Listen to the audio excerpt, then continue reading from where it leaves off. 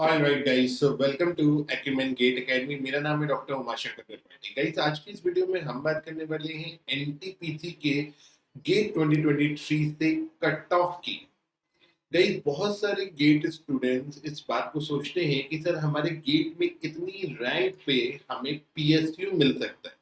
NTPC आप जानते हैं one of the best PSU है, महारत्ना पीएसयू है। सैलरीज के मामले में बहुत अच्छी सैलरीज आपको प्रोवाइड करता है और बहुत सारे स्टूडेंट जो गेट की प्रिपरेशन करते हैं, पीएसयू में जाना चाहते हैं, एनटीपीसी उनके लिए ड्रीम जॉब होती है। अब यहाँ पे आप ये जानना चाहते होंगे कि सर एनटीपीसी कितनी रैंक तक मिल जाता है। जब भी हम स्टूडेंट्स वगैरह से इंटरेक्ट करते हैं, जब भी स्टूडेंट से बात करते हैं, तो स्टूडेंट्स के मन में एक सवाल बहुत होता है कि सर अगर हमें पब्लिक सेक्टर अंडरटेकिंग जाना है तो हमें कितनी रैंक लेके आनी है और ऑब्वियसली उस रैंक के लिए कितने मार्क्स हमको जरूरी है, राइट। तो चलिए चलते हैं, एनटीपीसी ने गेट 2023 के थ्रू आपका जो उनका रिक्रूटमेंट था उसमें डॉक्यूमेंट वेरिफिकेशन के लिए जो लास्ट कैंडिडेट सेलेक्ट किया उसकी रैंक क्या थी, इसकी लिस्ट आपकी एनटीपीसी ने पब्लिश की है। तो ये आप अपनी स्क्रीन पे देख पा रहे हो। Gate All India Rank Cutoff for shortlisting of candidates for document verification for the post of EET 2023 through Gate 2023। तो पहली बार ये गेट 2024 से नहीं है बल्कि गेट 2023 से है, मतलब पिछले साल का डाटा है ये। इस साल अभी तक गेट के 2024 के थ्रू जो एनटीपीसी का रिक्रूटमेंट चल रहा है उसका डाटा अभी तक रिवील नहीं हुआ है। तो ये पिछले साल का डाटा है जो अभी रिसेंटली रिलीज हुआ है, मेरे ख्याल से एक दिन इसका गया होगा। सो कौन सी ब्रांच में कितनी लास्ट रैंक तक कॉल आई है, और कॉल आने की बात नहीं, यहाँ तो ये बात है कि डॉक्यूमेंट वेरिफिकेशन मतलब फाइनल सिलेक्शन की बात है।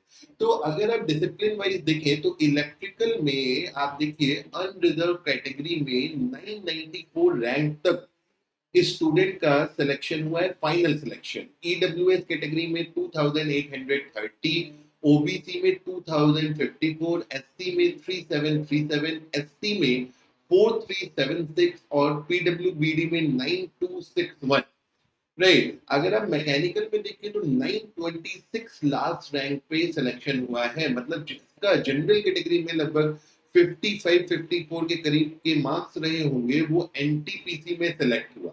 ईडब्ल्यूएस कैटेगरी में तो 2573 2573 रैंक तक आपको एनटीपीसी मिला है। ओबीसी में 1971, एससी में 4446, एसटी में 6483, इलेक्ट्रॉनिक में अनरिजर्व में 1169, 6669 आपका ईडब्ल्यूएस, ओबीसी में 2304, एसटी 3751 एंड एसटी तो 9979 रैंक तक आपको सिलेक्शन मिला है। अगर इंस्ट्रूमेंटेशन में बात करें तो जनरल कैटेगरी में 3302, ओबीसी में 1643, एससी में 3302, एसटी में 3302, सिविल में आप देखिए अनरिजर्व में 314, ईडब्ल्यूएस में 6031, ओबीसी में 961, SC 2380 and ST 2765 and same for mining. So guys, NTPC का ये जो डाटा है इससे हमें क्या सीख मिलती है।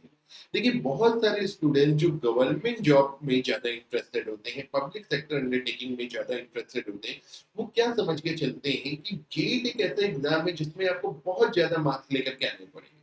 100 में से कोई, अगर हम लोग स्टूडेंट से बात करते हैं और सवाल पूछते हैं कि भैया बताओ कि 100 में से कितने नंबर तुमको चाहिए होंगे पीएसयू में नौकरी करने के लिए, पब्लिक सेक्टर अंडरटेकिंग में नौकरी करने के लिए, जहां पे अगर आप पैकेज की बात करें तो लगभग 14 लाख से 22 लाख तक का पैकेज होता है। और NTPC is one of the best PSU, public sector undertaking, Maharatna PSU है ना।